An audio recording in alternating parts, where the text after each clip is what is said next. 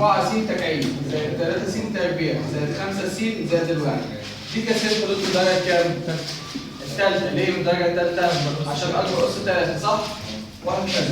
لو قلت لك مثلا داله س بتساوي 3 س اس 5 زائد 2 س زائد 3، دي كسر حدود الدرجه كام؟ 5. اكبر اس عندي 5.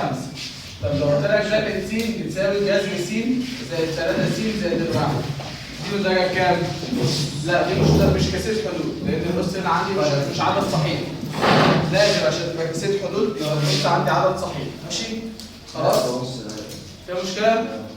طيب نيجي على التحليل عشان الناس كلها بتقع في التحليل. أنت عندك المعادلات بتاعتك أو الجزء اللي أنت عايز تحلله، عندك الدرجة الأولى. باشمهندس تفسر بعد كده. يعني ده اللي تحت دي كسرة حدود الدرجة الأولى صح؟ دي الخمسة، دي مش كسرة حدود أصلا. عشان فيها جذر؟ دي ليست كسرة حدود لأن الأس هنا مش عدد صحيح. طب ما السين ده عدد صحيح. بس هي بتحتوي على حد معين ومش عدد صحيح. خلاص؟ لازم كله صحيح مش قصدي يعني؟ ده اللي تسين مثلا لو أنا قلت لك 3 س زائد الواحد بيساوي 0، دي معناها إيه؟ دي معناها إيه؟ أو خليها دي معناها بص يا باشا دي اسمها معادلة. يعني إيه معادلة؟ المعادلة دي يعني عاملة زي الميزان. يعني إيه الميزان؟ اتاخروا انتوا الاثنين بس كده شويه على الشمال.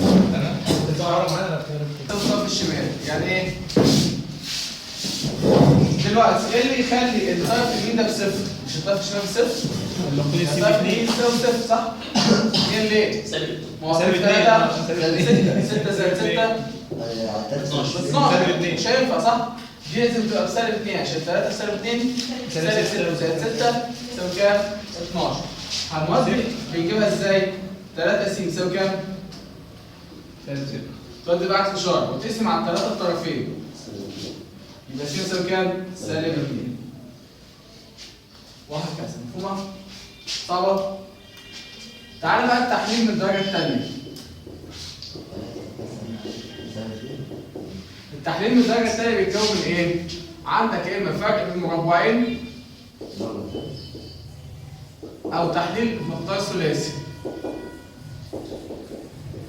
والمقدار الثلاثي بيتقسم على الصوره س تربيع زائد ب س زائد ج بيساوي صفر، او مش لازم يساوي صفر، او ا س تربيع زائد ب س زائد ج. الفرق بين المربعين خدناه في ثالثه اعدادي. لو قلت لك س تربيع ناقص ا تربيع بيساوي صفر، ده معناه ايه؟ س وس دي المعادله الدرجه الثانيه صح؟ هتحللها بقوسين. س وس الف سالب س وس صح؟ س تربيع س في س. والالف تربيع الف في الف. واحده بالسالب واحده بالموجب. مفهومه دي؟ في الاخر هتقول هنا كام؟ س هتساوي كام؟ ناقص الف هتساوي صفر، وس زائد الالف هتساوي صفر. صح؟ يعني س هنا هتساوي كام؟ وس هنا هتساوي كام؟ في حين ان انت كنت ممكن تعملها ازاي؟ الس تربيع بيساوي كام؟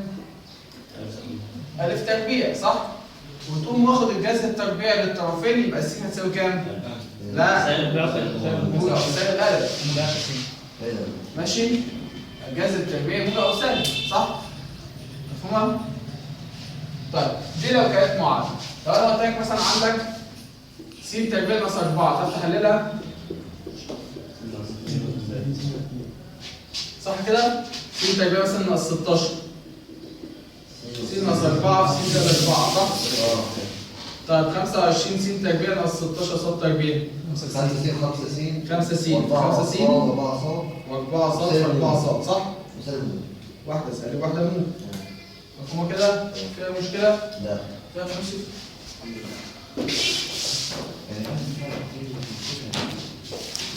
لو انا قلت لك مثلا س تربيع ناقص ص تربيع بتساوي كام؟ س ناقص الصاد في س زائد الصاد صح؟ تمام؟ س تربيع ناقص ص تربيع س ناقص الصاد في س زائد الصاد. طب لو انا قلت لك س ناقص الصاد الكل تربيع بتساوي كام؟ الاول تربيع والثاني س ناقص ص كل تربيع بتتفك ازاي؟ هي لو ما حدش الكلام بقى زي اللي فوق يعني ايه؟ يعني ما فيش حد مثلا ايه؟ يروح موقف جميل ده هنا وده هنا يعني ما يقوليش كده. طبعا الكلام ده غلط صح؟ عشان في ناس كتير قوي بتعملها والله. تمام؟ في ناس كتير جدا بتعملها، طبعا لو عملتها دي يبقى انت ايه؟ بالسلامه يعني، دي نظريه ذات الحدين. الكلام ده معناه ايه؟ س ناقص الصاد لكل تربيع دي بتساوي س ناقص الصاد في س ناقص الصاد. دي كانها اس 2 بحولها لواحد في واحد. رد عليه. طب رد عليه. خلاص؟ دي الصح بقى. طب والثانية ازاي؟ مش دي س ناقص الصاد لكل تربيع؟ صح؟ انت كنت بتعمل ايه؟ انت كمحمد انت بتروح حاطط لي س تربيع ناقص صاد تربيع صح؟ يعني ده غلط. لا كنت بضرب سين. لا دي لو مضروبه ماشي اللي احنا خدناها في الاسس مع بعض. صح؟ سين ناقص. الصح بقى ايه؟ س ناقص صاد كل تربيع س ناقص صاد في س ناقص صاد. هنا اس واحد حتى اختار بجمع الاسس. وهكذا. في مشكله؟ طب دي لو صفيتها تبقى كام؟ س في س س في صاد بالسالب وصاد في السين بالسالب وسالب صاد في سالب صاد موجب صاد تربيع صح؟ طيب ادي س تربيع ناقص س صاد ناقص س صاد ناقص 2 س صاد صح كده زائد صاد تربيع. دي اللي هي ايه بقى؟ الاول تربيع في ثاني تربيع ده مين؟ الاول صح؟ وده مين؟ الثاني صح؟ وده السين في الصاد في 2 بإشارته مفهومه كده؟ وهكذا. دي بقى ايه؟ يعني زي ما بقول لك يعني استنتاجها مش مستاهله بس بقى انت عارف جت منين؟ في سؤال يا باشمهندس. قول. لماذا الحاجات دي كلها عندنا الكلام ده تقريبا يعني؟ في ناس كتير قوي عارفين. تمام؟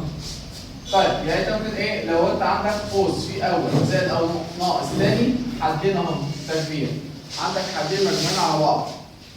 اول زائد او ناقص ثاني تربيع ده تفك ازاي؟ الاول زي ما هو تربيع بإشارة موجب والثاني برضه موجب. ليه بقى؟ لأن أنت سواء موجب أو سالب لما تربعه يبقى موجب أو سالب كده كده هتربعه موجب. بعد كده الإشارة دي موجب وسالب. ده في ده في ده. يعني الأول في الثاني في 2 الأول في الثاني في 2 الأول في الثاني بإشارة في 2 يبقى زائد أو ناقص 2 في الأول في الثاني.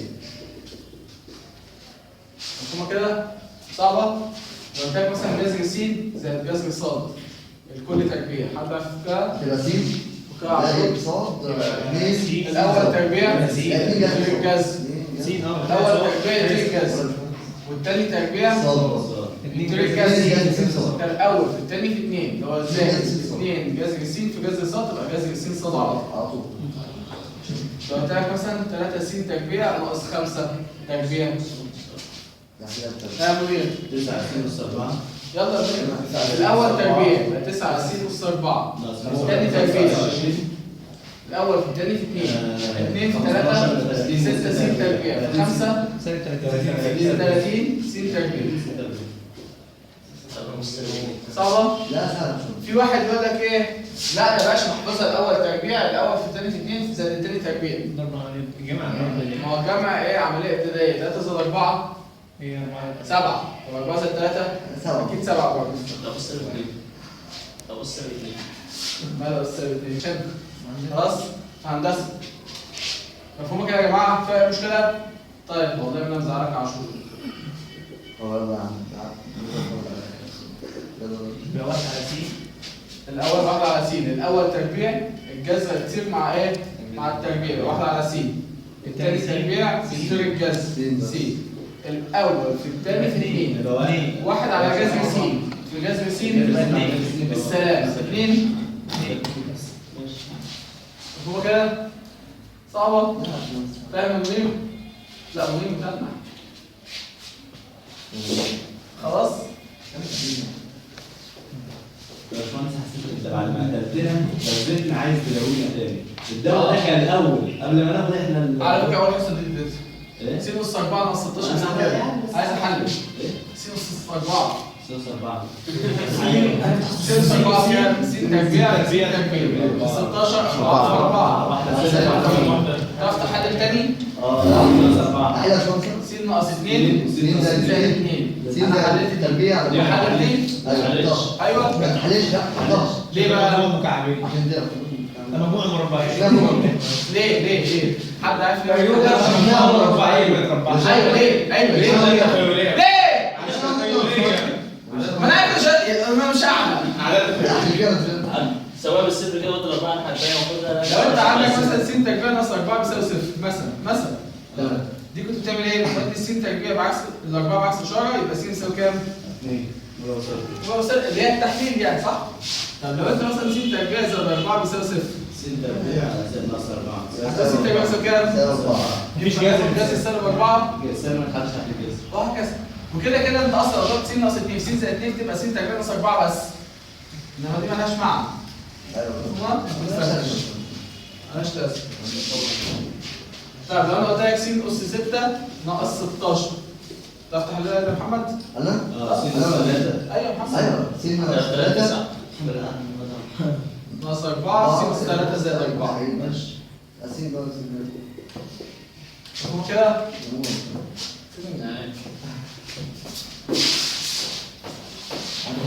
والله الحاجات الهبله اللي انتوا بتبصوا لي عليها دلوقتي وشايفينها سهله بعد كده اصلا بلاقيكم بتخيشوا فيها. باشمهندس بنحل في الصعب سؤال هي 3 سين تربيع ناقص 4 ينفع تحط تاني؟ س تكعيب مش لازم تكعيب يعني حرام عليك. ينفع تحط اه تاني؟ بس هيطلع من اول السؤال حد يعرف يفك دي؟ يا باشمهندس حد يعرف افتح قوسين س زائد 1 ماشي والثانية س زائد 1 ناقص 5 وس زائد 1 زائد 5 س زائد الواحد لكل تربيع س زائد الواحد لكل تربيع مش فاكر كام؟ س زائد 1 سين زائد واحد، س زائد 1 س زائد الواحد صح موجب سالب 5 صح كده؟ الاولاني تربيع هو الاولاني طلع ان هو المهم تحت التربيع ده اسمه الحد الاول الحد الاول تحت التربيع بعد كده 25 كام؟ 5 واحده سالب واحده موجب ما هي يا باشمهندس لو فكينا الجزء الاول تربيع كانت 1 ناقص 5 هي 1 زائد 5 اللي عايز يعني بيهرب من الحوار ده ممكن يعمل ايه؟ يفك الاول تربيع والثاني تربيع والاول في الثاني هي في النهايه برضه مش عايز كده انا مش كده طب انا مش عايز طب انت بتعمل كده انت تجبرني ان انا اشرح لا كده طبعا بس يعني عندنا و5 زائد موجب 2 دي ايه؟ مفهومه؟ ممكن تحلها بحل تاني انت تعمل ايه؟ الاول تربيع والثاني تربيع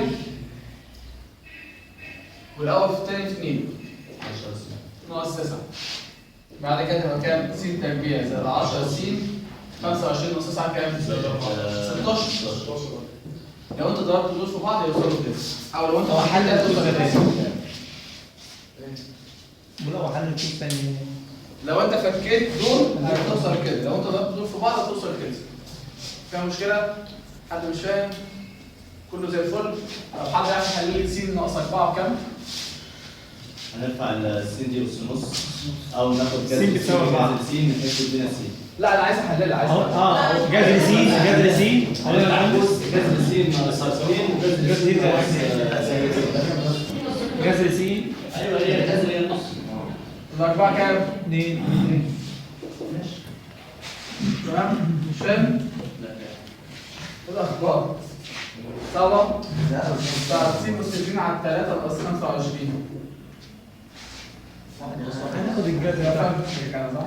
جذر ايه يا محمد؟ س اس تلت س اس تلت طب ما انا خدت في الجذر تلتين تلت في تلت 25 تبقى 5 في 5 سالب وموجب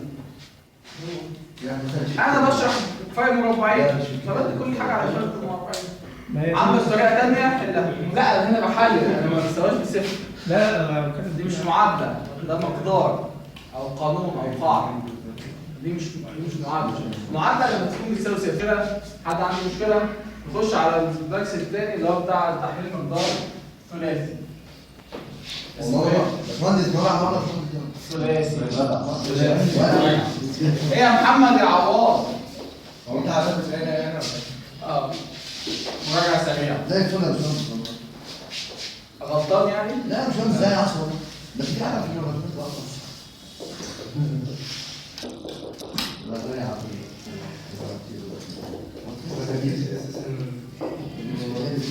انت عندك س تربيع ناقص 5 س زائد 6 عايزين نحللها. فين يا ابني؟ عايز احلل س تربيع ناقص 5 س زائد 6 سين سالب 3 وسالب 2 بس ياخد كده عرفت منين بقى؟ عشان الموجب الشاطئ الكبير اللي هو في الوسط. الشد الكبير يبقى غلط يا سالب باشمهندس.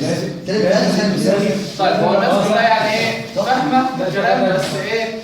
مش مرتب شويه عن الناس كلها صح؟ سين ناقص 3 سين ناقص 2 بس. اصبر عليا مش معمش الناس. طيب بصوا بقى هنا معامل س تربيع كام؟ 1 صح؟ معامل س تربيع هنا كام؟ 1. معامل س اسمه ايه؟ ب. معامل س يعني معامل س الرقم اللي قدام السين. معامل س هنا كام؟ الحد المطلق معامله كام؟ ج. يعني الحد المطلق اللي هو ما بيحتويش على س او بيحتوي على س نص صفر. خلاص؟ ده اسمه الحد المطلق. ده انت عندي صح؟ عندك؟ انا برضه ما اعرفش خلاص؟ طيب التحليل اول حاجه بتعتمد على اشاره الحد المطلق. يعني اول ما تبص في التحليل تبص على المطلق الحد المطلق واشارته. المشكله اللي هو مين؟ الجيم. يبقى انت اول حاجه هتعتمد على الجيم. الجيم دي لو اشارتها موجبه هنعمل حاجات، والجيم دي لو اشارتها سالبه هنعمل حاجات. فاهم؟ ممكن تبطل رخم. لو اشارة الحد المطلق موجبة هنعمل حاجة، ولو اشارة الحد السالبة المطلق سالبة هنعمل حاجة. لو اشارة الحد المطلق موجبة هتختار رقمين حاصل ضربهم ج. لو اشارة الحد المطلق موجبة هتختار رقمين حاصل ضربهم ج. لو اشارة الحد المطلق موجبة هتختار رقمين حاصل ضربهم ج. ومجموعهم ب. يبقى رقمين هتختار رقمين حاصل ضربهم بيساوي ج. مجموعهم بيساوي ب. ده اللي هو مين؟ ده. الله اكبر. حاصل ضربهم بيساوي ج، مجموعهم بيساوي كام؟ ب. والاثنين ياخدوا نفس اشاره الحد ب. الاشارات نفس اشاره ب. طيب ده موجب ولا سالب؟ موجب صح؟ يبقى تمشي كده هنختار رقمين حاصل ضربهم ج. مين الرقمين اللي حاصل ضربهم ج؟ 2 في 3 او 1 في 6 صح؟ مين فيهم بقى اللي مجموعهم ب؟ ب عندك بكام؟ ب5. 1 زائد 6 7، 2 زائد 3 5. يبقى احنا خلاص هنختار مين؟